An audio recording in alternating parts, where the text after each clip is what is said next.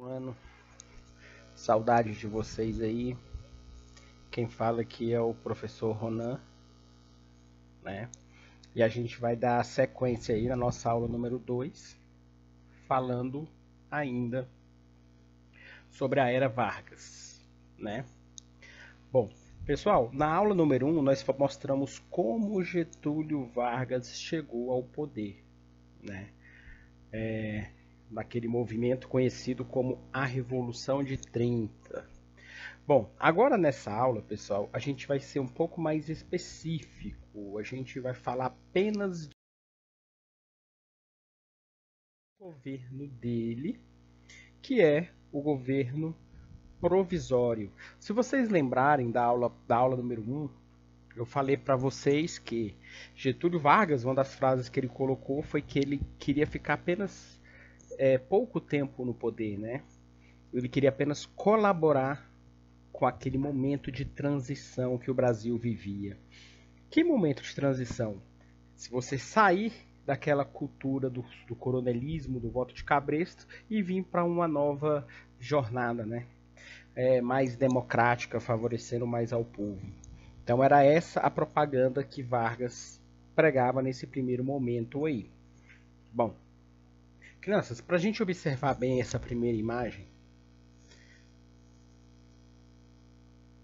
ela mostra aí uma ruptura, né, de Getúlio Vargas com o sistema coronelista, né? Então o coronelismo aí foi deixado de lado, como você vê ele chutando o coronel aí para longe, tá?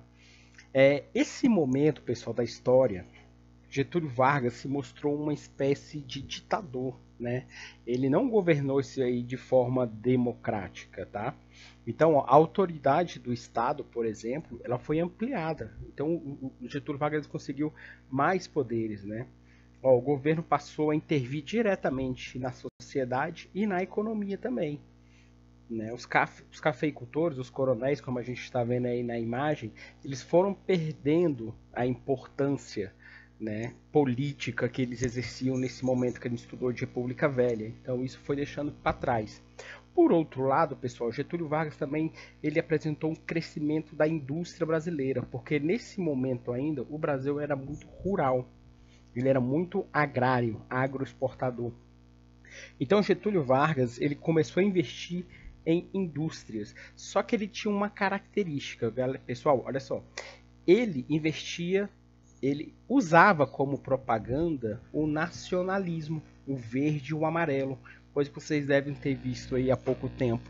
Então ele fazia muito uso do patriotismo, do nacionalismo. Então as empresas, as indústrias que surgiam eram indústrias do Estado, tá? E tinham essas características das cores verde e amarelas, que a gente vai ver alguns deles no decorrer da aula sobre Getúlio Vargas. Bom, como eu falei para vocês, esse primeiro governo do Getúlio Vargas foi de 1930 a 1934, né? E nesse período, pessoal, ele acabou com aquela constituição criada pelo governo do Deodoro da Fonseca, aquela constituição republicana. Então ele pôs fim a essa constituição e ele falou, né, ele queria fazer uma nova constituição para o Brasil. Mas a gente sabe que para fazer uma constituição demanda-se tempo, né? Então, nesse momento aqui, a constituição estava extinta, o Brasil estava sem constituição aí. Bom, se o Brasil está sem constituição, como é que ele vai ser dirigido, vamos dizer assim? Normalmente pelas leis feitas pelo Congresso Nacional. Só que o Congresso Nacional, pessoal, lá onde ficam os deputados, os senadores, foi fechado a mando de Getúlio Vargas. Sob qual argumento Getúlio Vargas mandou fechar o Congresso Nacional, galera? Ele mandou fechar o Congresso por conta de que deputados e senadores haviam sido eleitos daquele sistema do voto de cabresto. Ou seja, eles foram eleitos por serem parceiros dos coronéis e governavam a favor desses coronéis. Então seria aí um empecilho para Getúlio Vargas no poder. Então por essa razão ele mandou o exército fechar o Congresso Nacional. Outra medida também, pessoal, foi a demissão dos governadores. Os governadores foram destituídos dos seus estados. sob o mesmo argumento dos deputados e senadores. Foram eleitos de uma forma viciada, onde, né, eram amigos ou indicados dos coronéis, por isso estavam lá. E não eram da confiança de Getúlio, por isso foram tirados. Mas se os governadores foram tirados, quem iria governar os estados? Getúlio Vargas, pessoal, nomeou interventores. O que é um interventor? É uma pessoa não eleita. Ela vai ter todos os poderes de um governador, porém, vai colocar lá, né? Quem vai colocar lá é o presidente. Certo? Então, assim, essa pessoa não é eleita e muitas vezes ela nem é daquele local. Basta ser de confiança do presidente para ele poder governar. Bom, então tá, galera. Como é que as leis aconteciam no Brasil se não tinha mais Constituição, se o Congresso estava fechado? Nesse momento, pessoal, como a gente pode ver na imagem, Getúlio Vargas está ali assinando, escrevendo, né? Pois é porque, pessoal, Getúlio Vargas começou a governar o Brasil através de decretos. O que é um decreto, galera? É uma lei feita e sancionada ao mesmo tempo ali pelo presidente. Valia tudo o que ele queria. Para vocês terem uma ideia, o primeiro decreto de Getúlio Vargas, por exemplo, foi proibir sindicatos no Brasil. Só poderia haver sindicato se esse sindicato fosse leal ao governo e não à classe que ele defende. Então, se o sindicato desse problemas para o governo, ele seria fechado. Por isso, pessoal, que esse governo foi caracterizado, esse primeiro momento, por não ser um governo democrático. É um governo não democrático. Esse Getúlio Vargas aí, porque valia sempre a vontade dele. Tá? E em São Paulo, pessoal, no estado de São Paulo, porque nesse governo provisório a gente vai dar um destaque muito grande para o estado de São Paulo. Lembrando que, como Getúlio Vargas assumiu através de um golpe, ele tirou do poder o Washington Luiz, que era paulista, e tirou também o Júlio Prestes, que iria assumir, também paulista. Então, assim, São Paulo, que é o estado mais rico, né, do nosso país, e mais importante politicamente nesse cenário, teve oposição a ele, mas teve situação. Teve pessoas que apoiaram Getúlio Vargas. E os paulistas que apoiaram Getúlio Vargas se sentiram traídos nesse momento, porque não tiveram participação na política, né? E Getúlio Vargas estava caminhando para o mesmo sistema que era antes, né? Não ajudando ao povo. Tá? Os paulistas estavam exigindo, pessoal, a eleição, ou seja, o povo eleger deputados, para esses deputados se reunirem em uma Assembleia Constituinte. O que é uma Assembleia Constituinte mesmo? Assembleia é uma reunião de pessoas, constituinte, né, para fazer uma Constituição. Então seria uma reunião de um grupo de deputados eleitos aí para poder criar essa nova Constituição para o Brasil, que seria sucessora aí a essa de 1891. E aí, pessoal, para piorar toda a situação, né, entre Getúlio Vargas e os paulistas, Getúlio indica um interventor que era odiado em São Paulo. Em primeiro lugar, porque ele nem era paulista, né? Mas não era só essa a razão desse ódio aí dos paulistas para com ele. Era porque ele era muito subordinado ao Getúlio, fazia todas as vontades de Getúlio e não ligava muito para os desejos dos paulistas, né? Então isso aí fez com que a situação, né, essa situação entre paulistas e Getúlio Vargas ficasse bem crítica, né? E começou a ter vários movimentos, várias passeatas, várias agitações contra Getúlio Vargas no estado de São Paulo. Como a gente falou, é o estado mais rico, né? Então era importante governar aí com o apoio dele. Galera, como a gente falou, o PRP era o partido do Washington Luiz, né? O presidente que foi tirado lá do poder pelo Getúlio. E o PRP era o partido do Júlio Prestes, que tinha sido eleito. Então, como o PRP já era o partido que já era oposição natural ao Getúlio Vargas, ele apoiou-se nesse movimento contra Getúlio para ver se derrubava Getúlio Vargas e voltava ao poder. levando consigo aí, ó, os coronéis. Muitos cafeicultores, muitos coronéis apoiaram o PRP e apoiaram essa agitação pelas ruas. Foi quando, pessoal, um grupo de estudantes, né, foram às ruas em um movimento protestar contra Getúlio Vargas. E o que o governador fez a mando de Vargas?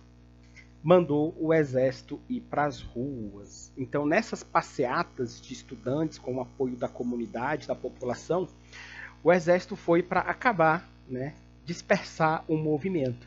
E nessa de os grupos protestando e o exército afastando, tirando eles de perto, 4 estudantes morreram, tá? E aí deram nome ao movimento. Se vocês observarem bem esse cartaz aí, ó, o movimento chama-se MMDC, né? Pessoal, antes da gente falar do nome dos rapazes, é importante a gente frisar que esse cartaz aí, ele foi feito meio que uma cópia, né, de um cartaz do tio Sam nos Estados Unidos, convocando, né, as pessoas para a guerra. Então, o olhar centrado, apontando o dedo, convocando a população paulista a pegar em armas e a lutar contra Getúlio Vargas. Então, ó, você tem um dever a cumprir, ou seja, o cara de soldado e a bandeira do estado de São Paulo ao fundo, né? Consulte a sua consciência.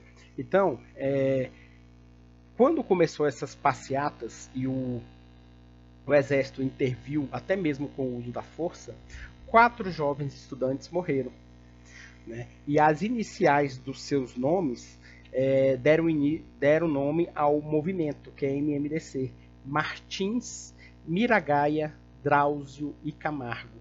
Era o nome dos alunos aí que morreram nesses protestos contra o governo federal. Tá? E aí, pessoal, o estado de São Paulo, o estado declara guerra ao governo de Getúlio Vargas. Vamos imaginar esse cenário.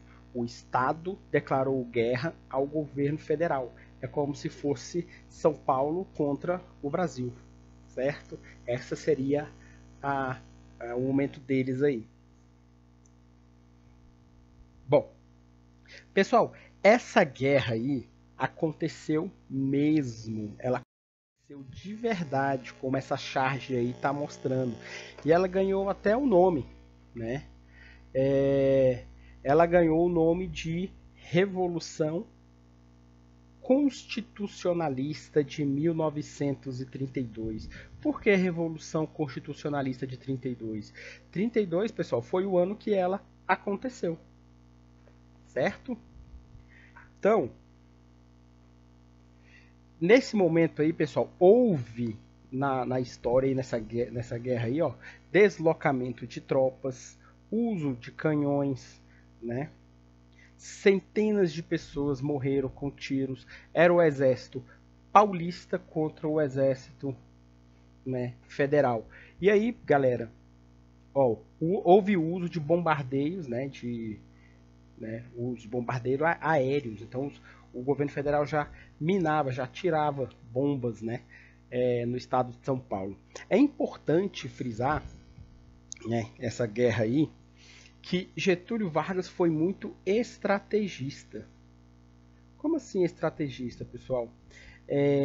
Ele usou muito da estratégia de cercar os paulistas. Os paulistas estavam já preparados para uma eventual guerra, já tinham se municiado, já tinham preparado seus homens, porque desde 1930 até 32, esse período de tensão aí só aumentou entre paulistas e Getúlio Vargas.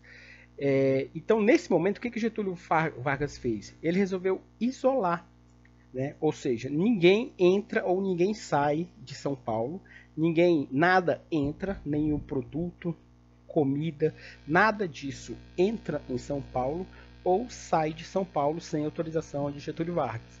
Então, ele conseguiu minar esses grupos, né, de soldados paulistas contra Getúlio Vargas. E nesse passado tempo, pessoal, os paulistas foram ficando mais enfraquecidos, vamos dizer assim. Ia faltando munição, né? Ia faltando comida. Os homens que iam morrendo, dificilmente eles estavam conseguindo repor, né? Porque esses homens ficavam, né? Não podiam entrar em São Paulo para ajudar o movimento. Então o movimento foi ficando bem enfraquecido. Bom, eu trouxe essa imagem aqui porque essa imagem é interessante. Já sabem o que é isso aí? Lembra o quê? A gente pode perceber que ele é feito de madeira pura revestido com ferro.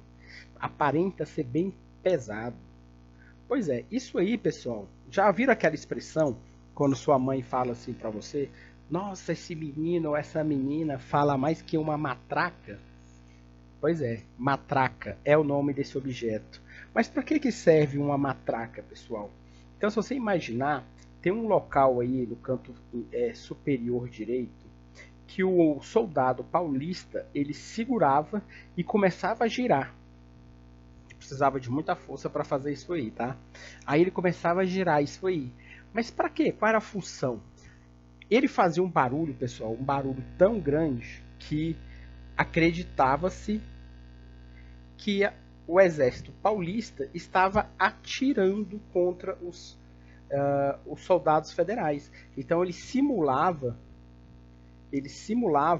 o tiro de metralhadora, tá?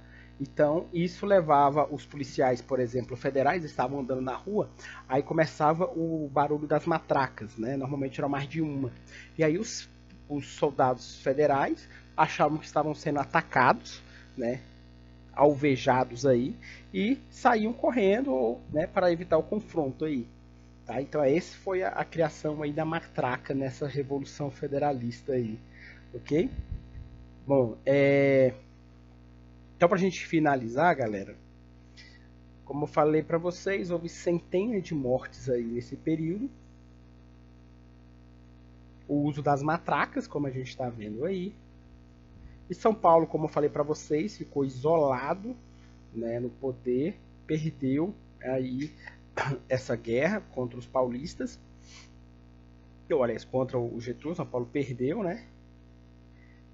E não teve jeito para os paulistas. Pessoal, mas olha as consequências dessa guerra para os paulistas. Os paulistas, eles exigiram algumas coisas do governo federal, como por exemplo a escolha do governador, outra, fazer uma Assembleia Constituinte para a Constituição. Essas exigências feitas pelos paulistas, depois dessa guerra, foram todas elas atendidas. Mas por que ele atendeu depois da guerra? Por que ele não atendeu antes para evitar a guerra? Crianças, é mais ou menos assim. Vocês já devem ter visto em algum momento uma criança dando birra no shopping, por exemplo, porque quer um carrinho. Então aquela criança sabe que sempre que ela der uma birra e a mãe dela comprar aquele carrinho para ela, por exemplo, ela sabe que sempre que ela quiser alguma coisa é só dar a birra. Então o que o Getúlio Vargas fez? Os paulistas estavam querendo demais. Então o Getúlio Vargas lutou contra os paulistas, venceu, mostrou que era mais forte e aí atendeu aos desejos dos paulistas, né? Para que aí os paulistas parassem de querer fazer revoltas, guerras, né? E passassem a dialogar mais, porque eles já estavam armados, até por conta de ter perdido o poder. Essa era a ideia de Getúlio Vargas. E essa revolução, pessoal, ela ficou marcada na história dos paulistas, tanto que existe um feriado no estado de São Paulo, 9 de julho, que é o dia da Revolução Constitucionalista. Perdão, acho que é na cidade de São Paulo, se me falha a memória, esse feriado.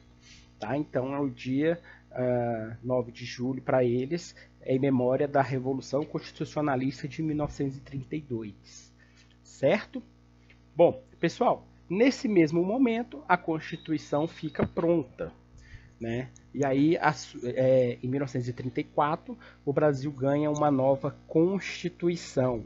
E aí o governo muda, deixa de ser um governo provisório e passa a ser um governo constitucionalista, né? Porque agora tem uma Constituição. Bom, mas isso agora é tema para a aula número 3. Ok, galera? Espero que tenham entendido, espero que tenham gostado. Qualquer dúvida que tiverem, podem usar aí a plataforma à vontade. Abraço aí a todos.